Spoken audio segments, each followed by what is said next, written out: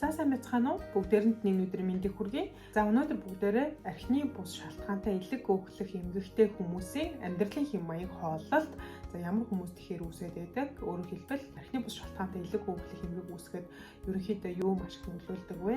Энэ хүмүүс юун дээр анхаарах вэ гэдэг талаар ярилцъя. За тэгэхээр эхний ээлжинд архины бус шалтгаантай элэг өөхлөх эмгэг үүсгэхэд юу хамгийн ихээр нөлөөлдөг вэ гэдгийг товчхон дурдаад явчих. За нэгдүгээр бид нар нас архих тусмаа элэг маань өөхлөх эрсдэл нэмэгдэнэ гэсэн үг. За хоёрдугаар эрэгтэйчүүдэд илүү үүсдэг. За гуравдугаар тарган хүмүүс байна. За жингийн илүүдэлтэй тэр тусмаа хөвлийн тагалалт гэж ярьдаг. За нөгөө бондгор эздэг хүмүүс байдаг штэ. За энэ хүмүүст бол элэг өөхлөх юм маш их үүсдэг. Гизээрээ тарган хүн болгон элэг өөхлөлтэй байна гэхэд бол ерөнхийдөө буруудахгүй. За BMI буюу биеийн жингийн индекс гэдэг зүйл байдаг. За тухайн хүний биеийн жин хэвийн нөөц бол хит их үгдийг үздэг. За энэ бол ерөнхийдөө 30-аас дээшээ байх юм бол тарган байна гэж үздэг. За тэгээ дараагийнх нь хооллолт байна. За хооллолтын хувьд бол нүүрс усыг хэтрүүлэн хэрэглэдэг, өөх тосыг хэтрүүлэн хэрэглэдэг хүмүүс, маш их калорилог тийм ээ, хайрсан, хуурсан иймэрхүү хоол иддэг хүмүүст бол элэг өөхлөх эмгэг үүснэ л гэсэн үг. За тэгээд дээрэс нь чихрийн шижинтэй хүн. За та чихрийн шижинтэй бол танд элэг өөхлөх эмгэг давхар үүсдэг ээ. Мөн дээрэс нь удмын хүчин зүйл, өөрөөр хэлбэл танаа удамд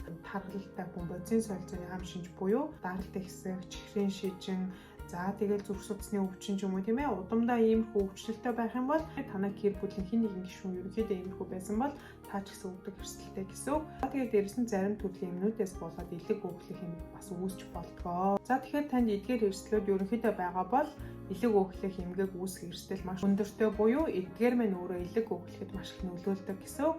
За тэгэхээр хүмүүс ердөө элэг өөхлөлтэй хүмүүсийн идэх хоол, тийм амьдралын хэм маягийн талаар хэлээд өгөөч гэж маш их асуудаг. За тэгэхээр ерөнхийдөө бол юу хэлмээр байна вэ гэхээр одоо элэг өөхлөх эмгэгтэй хүмүүсийн амьдралын хэм маягийг бараг хүмүүс өөрсдөө бүгдээрээ мэддэг, маш энгийн байдаг.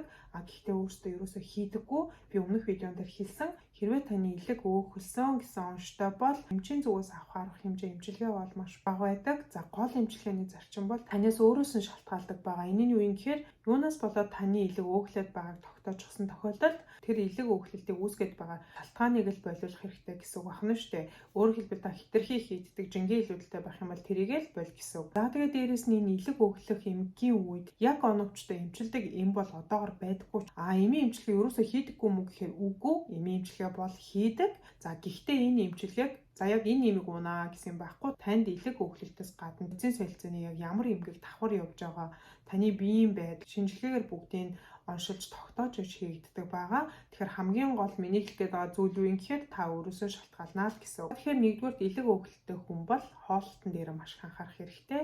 За хоолтон дээр хамгийн том анхаарах ёстой зүйл юу юм гэхээр хооллолтыг яаж идсэн ч гэсэн ганц баримтлах ёстой зарчим бол хоолныхаа илчлэгийг багасгах хэрэгтэй. За хоолныхаа хэмжээг багасгах. За тэгээ жимс ногоо түлхүү хэрэглэнэ. За мах иддэг байлаа гэхэд махныхаа хальсыг, махныхаа өөхийг жоохон ялгаж иддэг байх хэрэгтэй.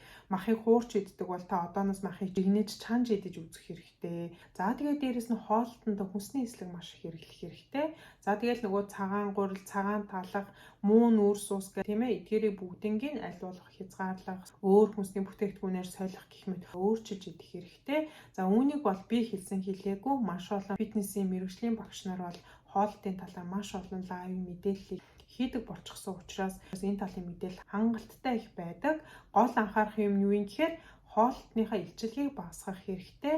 Бас нэг анхаарах зүйл нь юу юм гэхээр хоолтон дээр анхаарч ингээд хоолоо ерөөсөө огцом сойж юу ч идэхгүй байж болохгүй. Авах ёстой хоолныхаа хэмжээ, авах ёстой калори тодорхой хэмжээгээр аваад явах ёстой. За тэгээ хоолтон дээр анхаарахын хажуугаар хоолтойгоо дасгал хөдөлгөөнийг заавал хослуулад явах хэрэгтэй. За тэгээ гадуур хоолдог бол гэртээ хооллох. За нэг том аяг хоол иддэг байсан бол шууд багасгах гэж бол хэлэхгүй. Энэ бол мэдээж амар биш. Тийм болохоор хоолныхаа хэмжээгээ бас багаар багасгах хэрэгтэй. Тэгээ элэг өөхлөлтөө хүний амьдралын хэм маягийн одоо хоёрдугаарт анхаарах зүйл юу юм гэхээр биеийн жим байна. За биеийн жим бол тогтмол хэвийн жинд барьж ивэл их сайн.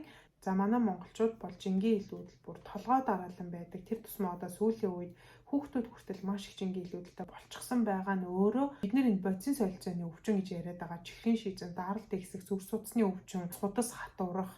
За тэгээ элэг өөхлөх эмгэг бүгдээрээ биднэрт байгаа гэсэн үг байхгүй юу? Тэгэхээр бидний нас баралт нь зүрх судасны өвчин, тархины цус оролт өндөр байгаад байдаг нь үүнтэй холбоотой гэсэн үг. Маш энгийнээр тайлбарлах юм бол бид нар тарган байна тийм үү? Тарган байна гэдэг чинь бидний цусан дотор өөх тос маш их байна гэсэн үг. Тэр өөх тос чинь цусан дотор байгаад өөрөө ингээ хайлаад алга болчдөг юм биш шүү дээ. Тэгэхээр тэр өөх тос чинь тодорхой хэмжээгээр солилцоонд ороод задраад ингээ шимэгдээд явдаг ч гэсэн тэр их өөх тос чинь явсаар байгаа тэр судасны ханад чи очиж наалтчдаг гэсэн үг. За судасны ханад наалтахаар чинь судасны чанга нарийнхан болно гэсэн үг. За тэгэхээр ингээ нарийнхан болчиход тэр том гоё зайгаар гүөхстэй цус маань одоо нөгөө хананд нь баахан өөхтөө сөрөглөгдөж байгаа. Тэр хүндий чинь нарийсаад байна гэсэн үг. За тэгээ нарийсаал яхаар одоо нөгөө толгоонд очих цус, зүрхэнд очих цус, хөлөнд очих цус бүгдээрээ багасна гэсэн үг. Ингээ багасаад ирэхээр тэр чинь тижээлгүй болоод тижээлгүй болсноос болоод бид нар хүчил төрөгчийн дутагдлалд ороод толгоо өвдөн, зүрхчин өвдөн, хөлчин өвдөн бүгдээрийн мөлтэй холбоотой явагддаг гэсэн үг. За тэгээд тэр хуримтлагдаад байгаа тэр их өөх тос чи хуримтлагдаад тэгээ байгаад байдаг юм биш шүү дээ. Чи явандаа задардаг байхгүй. Өөрөөр хэлбэл яг тэр овоорч яваад дэлбэрчдэг гэсэн үг. Тархины цус аруул зүрхний шигдээс үүсгдэг гэсэн үг. Тэгэхээр би юу хэлэх гээд байна вэ гэхээр ерөөсөө шинж тэмдэг зовир байхгүй энэ муухай илэг өөхөлтөг эмгэг энэ муухай бидний тархалт чинь бидний айжмаар бидний хөлт хүргээд байгаа маш муухай олон өвчнийг бидний бид үүсгээд байгаа гэсэн үг байхгүй юу. Тэгэхээр энэ маань өөрөө нэг талаараа муухай юм шинж тэмдэг зовиргүй явагддаг учраас манайхан ерөөсөө тоодоггүй. Тэгэхээр бид нар юу хийх ёстой вэ гэхээр нэг удаа шинжилгээ өгөөд үз. Таны биед яг юу явагдаад байгаа илэг хэрэг өөхсөн байгаа тийм ээ. Цуснд хөөх тос хэрэг байгаа юм. Нэг удаа хийгээд үзчих хэрэгтэй. Ерөөсөө тоохгүй байгаад ээж болохгүй. Өвдөхгүй байсан ч гэсэн өөртөө хайртай байх хэрэгтэй. Нэг удаа эмнэлэгт очиод үзүүлэх хэрэгтэй. За тэгээ миний маш их санаа зовдөг нэг зүйл болохоор бас энэ хөдөө аслагдсан газар байдаг хүмүүст маш их санаа зовдөг. За энэ хүмүүс маань эрүүл мэндийн талын мэдлэг байхгүй. Өвдөж байгаа ч гэсэн ойр зургийн юмэр ингээ аргалаа явсаар хагаад хүндрүүлээ. Хавдар болсон ч гэсэн эцсийн шатанда эмнэлэгт ирдэг нь маш харамсалтай. Тийм болохоор үүнийг үзэж байгаа тийм ээ. Эмээ өвөө тийм ээ. Танай ээж авч хөдөө амьдардаг. Нэг ч удаа шинжилгээнд хамрагдаж үзээгүй. Тэгсэн мөртлөө ямар нэг юм нь өвдөөд байдаг. За ойр зургийн юмар намдаачаад ингээ яваад байдаг хүмүүс байдаг бол нэг удаа заавал дагуулж явж шинжилгээ өгч үзээрэй. Тэгж эрт барьж авч бид нар бүрэн хүч дэмжлэн гэсэн үг шүү дээ. Тэгхгүйгээр ингээ явсаар байгаа эцсийн шатанд нь оруулж эмнэлэгт хандах юм бол эмнэлгийн зүгээс хичнээн мянга сайн эмтээр хэрэглээ ч ямар ч үр дүн байхгүй. Яг тэгэхээр хизээний оройтцсан учраас. За тэгэхээр сүүлийн үед том хүн гэлтгүй хүүхэд хүртэл маш их тархалттай болчихсон учраас бид нар энэтэйгээ ерөнхийдөө тэмцэх ёстой байх нь байна. За тэгээ жингээ хасж гинэ гэдэг нэг анхаарах юм юу юм гэхээр манайхан жингээ хасж гинэ гэхээр огцон үлсэд хоолой сойждаг. Ингэж ерөөсөө болохгүй. Ингэж жинг хасна гэдэг нь эргээд нөгөө илэг өөхлөлтийг бүр муудахдаг, бүр газар ахуулдаг. За тэгээ дээрээс нь цөсний чулуу, бөөршөөсний замын чулуу хүртэл үүсгэх хэрэгсэлтэй байдаг учраас огцом хоолой сойж жингээ ерөөсөө хасч болохгүй. Удаан хугацаанд аажмаар хоолн дээрэж контрол хийгээд хажуугаар нь дасгал хөдөлгөөн хийгээд жингээ хасах хэрэгтэй. За тэгээд дасгал хөдөлгөөний хувьд бол илэг өөхлөлтөй хүмүүсийг за 7 хоног 5-аас дээш удаа тийм ээ нэг хийхдээ 30 минутаар дугуй унах, усан цэлэх ч юм уу, одоо дундаж хэмнэлтэд алхах ч юм уу, иймэрхүү дасгалуудыг хийхийг зөвлөдөг. За тэгэхээр манайхан завгүй байна, дасгал хөдөлгөөн хийх зав гарахгүй байна гэж маш их ярьдаг. Тэгэх юм бол ажилдаа явах замдаа нэг 15 минут алхахдаг, тийм ээ. Ажлаасаа тараад ирэхдээ 15 минут алхахдаг. За өдрийн хоолой идчих амарчаа хоорондоо 15 минут алхахад бид нар өдөрт 45 минут алхаж чинь гэсэн үг шүү дээ. Иймэрхүү байдлаар өөртөө баг багаар цаг гаргаад баг багаар хийгээд байх нь одоо энэ маань өдөрт олон удаа давтагдаад амьдралын зуршил болчих юм бол эсвэргээрээ биднэрт энэ маань маш их зүйлээс сэргийлж идэг учраас иймэрхүү дадлыг бас хэвшүүлэх хэрэгтэй. За тэгэхээр хүмүүс болохоор за эмч илэг өөхөлтөө гэсэн, усан цэл гэсэн, дугуй унах гэсэн ингээл заавал тэрийг хийх гээ өөрөө дургүй хийнэ тийм юм хийх гээд стресстэд яваад байдаг. Ингээх юусоо хэрэг байхгүй. Өөрийнхөө дуртай, сонирхтой спорт, сонирхтой тийм дасгал хөдөлгөөнийг сонгоод хийхэд бол болно. Гэхдээ гэмтэж бэрт хэмжээний биш тийм ээ. Тэрийгээ бас өөрөө анхаарах хэрэгтэй. За тэгээд дараагаар нь архины хэрэглээ басгах хэрэгтэй. За хэдийгээр таны илэгний өөхлөлт архины бус шалтгаантай ч гэсэн илэг өөхөлчихсэн л байгаа бол дээрээс нь архи уух юм бол юу болох нь ойлгомжтой шүү дээ. Нөгөө илэг маань үргэлжлэл болно гэсэн. Зам дээрээс нь та шинжилгээ өгөөд илэгний вирусын дахлаа байхгүй тохиолдолд илэгний вирусын эсрэг вакциныг бас хийлгэх хэрэгтэй. За тэгээ хамгийн сүүлд нь хэлэхэд энэ илэг өөхлөх эмгэг гэдэг бол ерөнхийдөө тархалттай шууд хамааралтай байдаг. Тийм болохоор бүгдээрээ тархалт гэдэг зүйлтэй тэмцэх ёстой байх нь байна. Тэгээд турж ийна гэд буруу аргаар турж болохгүй. Янз бүрийн буруу мэдээлэл, буруу эрүүл мэндийн бүтээгдэхүүн, тураах бүтээгдэхүүн аваа хэрэглээд байж болохгүй. Энэ маань эргээд илгээр хоргоожиж ялгардаг учраас илгийг маань гэмтэх аюултай байдаг. Тиймээс бүгдээрээ мэдээлэлээ маш сайн нягтлаад эрүүл аргаар дасгал хөдөлгөөнөөр турах хэрэгтэй. Эрүүл хооллолт, эрүүл дасгал хөдөлгөөн ийм хэв маягт ороод явчих юм бол бид нар цаашдаа элэг өөхлөг гэдэг эмгээс хол явна гэсэн.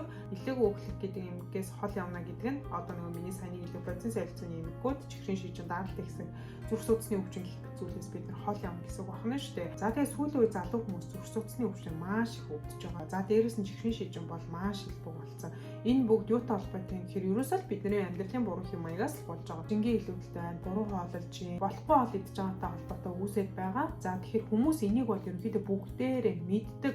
За энэ талын мэдээллүүд бол одоо бас маш их болсон. Хаасаагүй иймэрхүү мэдээллүүд байгаа. За тэгээд дээрэс нь хамгийн анхаарал татсан аюултай зүйл бол хүүхдийн тархалт.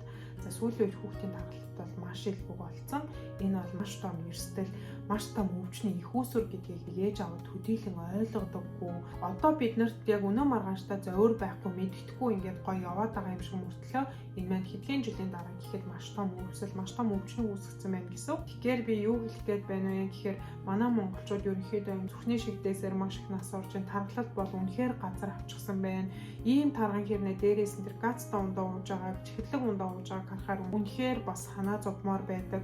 Дэлхийн нийтээр энэ зүйлийг чинь мэдээд энэ зүйлтэй чинь тэмцээд өөрсдийнхөө төлөө энэ ундааг хэрэглэхгүй, энэ их чихрийн хэрэглээгээ багасгах, хүн болгонд дасгал хөдөлгөөнтэй байхыг хичээгээд ирмэлзээд одоо ийм болоод явж байхад манай монголчуудын тархалт бол үнэхээр газар авчихсан. Дээрээс нь өөрсдөө ерөөсөө санаа зовдөггүй.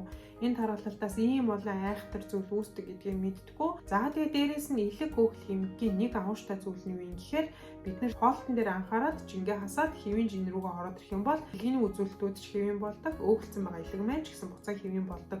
Маш давуу тал байдаг учраас бүгдээрээ жингээ хасаад хоолтон дээр анхаарал гол нь эрүүл аргаар тураад зөв хооллоод явах хэрэгтэй.